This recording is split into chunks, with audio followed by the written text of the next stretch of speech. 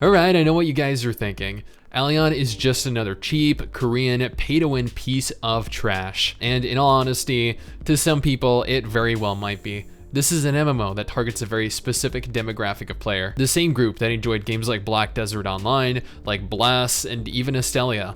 Which, granted, were all Korean MMOs, so I guess it stands to reason. Now, welcome back to another episode of Is It Worth Playing, where we sift through every MMORPG available right now in an attempt to find the best MMORPG in 2021. Today, we're taking a look at the newest free-to-play MMORPG. It is so new, in fact, that it just launched yesterday. We spent the 3 days prior participating in the head start, however, so we did manage to get much further through the game than players that opted out of purchasing the game to get in early. Now, if you haven't already, don't forget to go on down, subscribe for the latest MMO news, release announcements, gameplay, and discussions every day.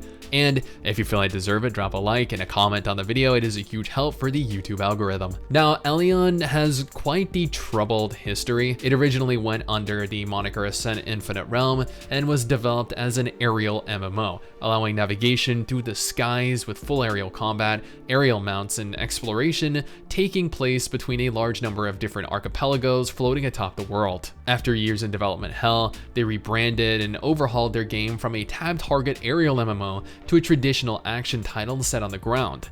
This upset some players as it lost one of its unique aesthetics that drew players into it initially. Nevertheless, after changing direction, after changing from a free MMO to a premium MMO, then back again to a free MMO, Elyon finally launched. First and foremost, Elyon is built using Unreal Engine 3, not Unreal Engine 4 or Unreal Engine 5, but 3. After playing this game for over 40 hours total, including the beta tests, I can say with 100% certainty that maintaining an FPS where the game feels and plays smoothly is nigh impossible. Now, don't get me wrong, it isn't unoptimized to a point where you can't enjoy yourself. Quite the contrary, it's optimized pretty well, but you can't go more than a couple different minutes without seeing a spike in FPS, which is very noticeable. Even though Elyon is built using Unreal Engine 3, the game itself is beautiful. Sure, it might lack the graphical fidelity of something like Black Desert, but this looks and feels like an updated amalgamation of both Terra and Arcade, two games that were,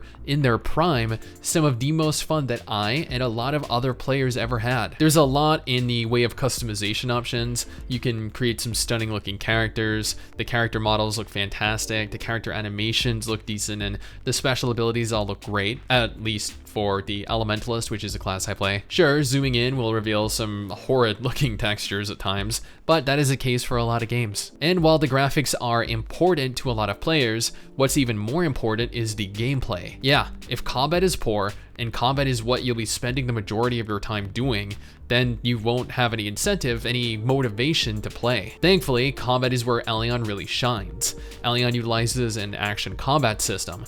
I've noticed that on specific melee classes like the Slayer in specific, the combat felt very slow, very clunky, very unintuitive, but on classes like the Elementalist, which you guys should know that I would have chosen, I couldn't be having more fun. Abilities are large, they're powerful, they're impactful, they provide beneficial crowd control effects like slows, like stuns, and at times entire immobilization of a target, at least as the Frost Elementalist. I spec'd into an AoE Ice build as I'm lazy, I didn't want to go ahead and research another build, and ultimately I feel like the CC with Ice was beneficial to my team in open world PvP as it provided my team opportunities to efficiently engage enemies and prevent their escape. But this provides players a lot of opportunity to craft their class how they want. This type of depth is something that I feel is missing from a lot of MMOs. Sure, cookie cutter builds will always be the go-to, but it doesn't have to be the case. Speaking of PvP though, yes, there is PvP present within the game. I have covered this before,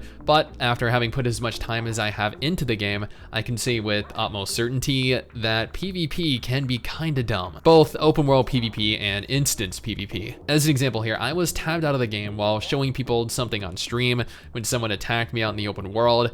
Thankfully, a friend of ours who was running to meet me there saw me getting attacked and began to attack the assailant. I tabbed back into the game to see what was going on. and I started attacking the player back. They immediately began to run away. Yeah, they turned tail and ran away. As soon as they saw that this was not a 100% guaranteed win, they ran away like the childish coward they were. These are the types of players that gank and camp lobbies. An example of the types of players that you will no doubt encounter. Not all of them, granted, but of all of the open world PvP that I actively participated in, over 70% of the encounters resulted in the enemy running away as soon as they saw that they couldn't win, which isn't an issue. You run away if you don't want to die. That is completely understandable, but not if you begin the altercation with the thought that you're going to be able to secure an easy kill. If you start it, don't wuss out and run away. Finish it.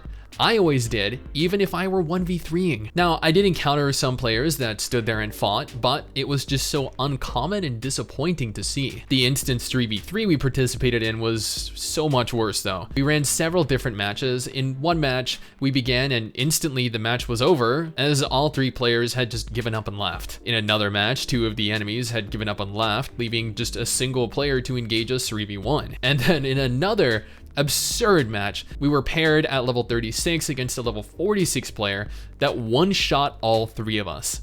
This goes to show me that there is absolutely no balancing for instanced PvP at present. Any player of any level can simply just queue for 3v3 and absolutely destroy you and your entire team, at least from what I've experienced, which, you know, left a very sour taste in our mouths. Elyon provides a traditional PvE experience.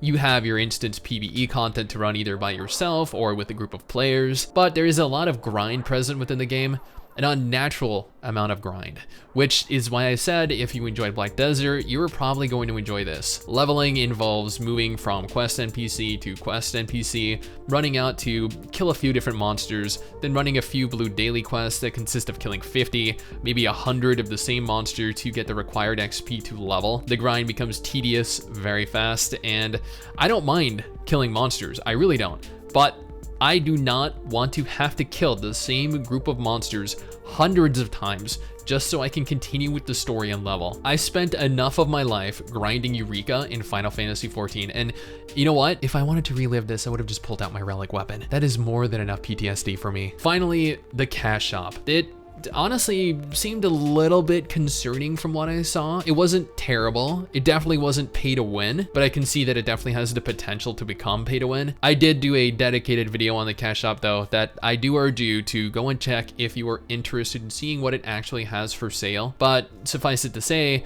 while there are plenty of great cosmetic items, the Luminous look alarmingly pay to win. Elyon is a beautiful MMORPG with some great looking open world environments. The combat is very fast, very flashy, and depending on your class, a lot of fun to play. There's a lot of open world content to do that promotes playing with other players. It's entirely free to play, which means that you lose nothing other than some time by trying it. Yet, as it's a free title, it will likely become pay to win very fast. The combat, while great for some classes like the Elementalist, also feels atrocious for certain other classes. The open world PvP is a massive Zerg and gank fest with trolls literally around every corner. And I don't mean the race.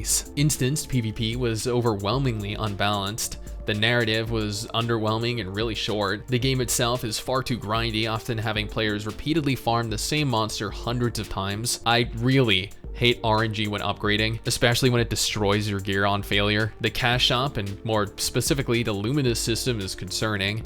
I covered this in a dedicated video uploaded earlier this week if you were interested in that. The game is free to play, which means that it lacks the polish of a premium title. But that was pretty much my experience in Elyon. There's a narrative, although it's pretty short. You level by moving from hub to hub, killing a plethora of different monsters to progress through the game. It's very grindy, but thankfully, at least depending on the class you choose, the gameplay can be a lot of fun. You spend a lot of the game looking over your shoulder to see if someone will gank you, grouping monsters together to cut through as many as you can to get the grind over with as fast as possible. I haven't hit endgame, and I likely won't, as the leveling gets progressively slower as you continue to obtain higher levels. But honestly, I've still been having fun. Sure, the game has its faults, it does, but you know what? It's free, and there are going to be hundreds of thousands of players playing this game within its first month. Yeah, it might end up pay to win. It might end up absolute garbage. But guess what? It doesn't cost anything to jump into and play, to enjoy what little the game might offer you while waiting for Endwalker next month and maybe Lost Ark next year.